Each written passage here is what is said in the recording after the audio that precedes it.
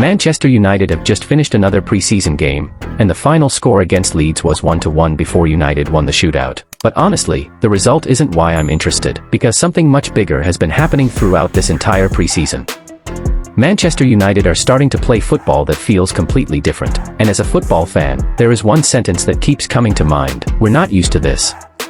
For years, Manchester United have looked like a team searching for answers. The players were talented, the squad was expensive, and the expectations were enormous, but too often there was no obvious connection between the players. Possession could become slow, attacks could become predictable, the midfield could disappear, and when things went wrong, United often seemed to rely on individual brilliance to save them. But under Michael Carrick, something is beginning to change, and you could see the first major signs of it against Atlético Madrid. United came from behind to beat Diego Simeone's side 2-1, with Bryan Mbeumo scoring twice, and although it's only pre-season, the performance was far more interesting than the result, because Atlético are not an easy team to play against. They are aggressive, organized and extremely comfortable, making opponents uncomfortable. And yet United didn't simply sit back and wait for opportunities. They tried to control the game, they moved the ball with purpose, they pressed together, and when they lost possession, there was a much clearer attempt to win it back. That is what makes Carrick's United so fascinating. He's not simply changing the formation, he's changing the behavior of the team. Look at the midfield. Instead of players standing in predictable positions waiting for someone else to solve the problem, there is much more movement. Players are creating passing angles, defenders are being given options, midfielders are rotating, attackers are moving into spaces instead of simply waiting for the ball, and suddenly, Manchester United look like they have a plan for what happens before they receive the ball. That sounds basic, but for this club, it could be enormous. Then came Paris Saint-Germain.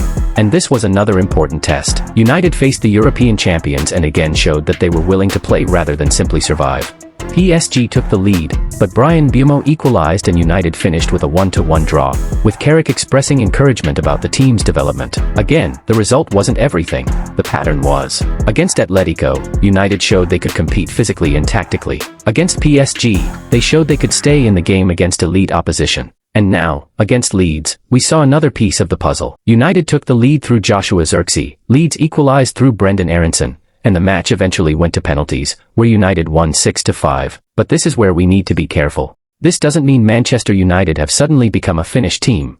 They haven't. There are still defensive weaknesses. There are still moments when the midfield can be exposed, and there will be much harder tests once competitive football begins. But something has clearly changed. The most encouraging part of this pre-season isn't that United have won matches.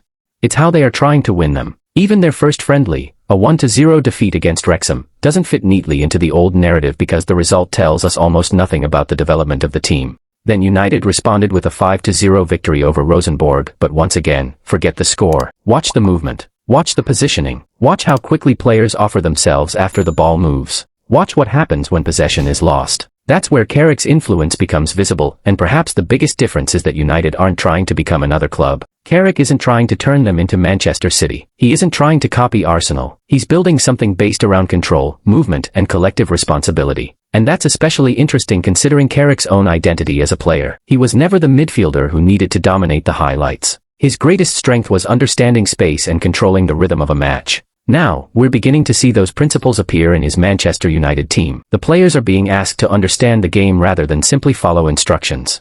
And that could become incredibly important once the season begins. Because pre-season gives you freedom. The Premier League doesn't. When Manchester United face opponents who have spent an entire week preparing specifically to stop them, the spaces will disappear. The pressure will increase. Mistakes will be punished. And that's when we'll discover whether this new identity is real. But for now, the signs are extremely interesting. Manchester United have gone from a team that often looked reactive to one that is beginning to look proactive. From relying heavily on individual moments to creating more collective solutions. From chaos to structure, and perhaps that's why the Leeds result shouldn't bother fans. A 1-1 draw in August isn't the story. The story is that Manchester United are beginning to look like a team. And if Carrick can carry this identity into competitive football, this could become much more important than a few impressive friendlies. Because Manchester United don't need another season where everyone asks which superstar will save them. They need 11 players who understand exactly what the team is trying to do. They need players who move for each other, press for each other, defend for each other, and attack with a shared idea. They're not there yet. Not even close.